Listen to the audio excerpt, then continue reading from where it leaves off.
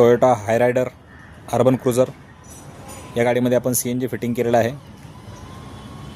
या गाडीमध्ये आपण ट्विन सिलेंडर फिटिंग केलेले आहेत। तर फिटमेंट पाहणार आहोत आपण कुठल्या पद्धतीमध्ये झालेले आहे आणि बूट स्पेस गाडीमध्ये किती शिल्लक आहे।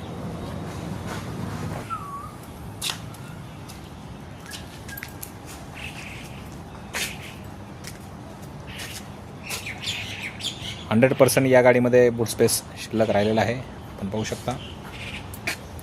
एक सिलेंडरची फिटिंगही पाहणार आहोत आपण। 5-5 किलोचे 2 सिलेंडर या गाडीमध्ये आपण फिटमेंट केलेले आहेत। जॅकही या गाडीचा जिथे आहे ॲज इट इज तिथेच फिटिंग झालेला आहे।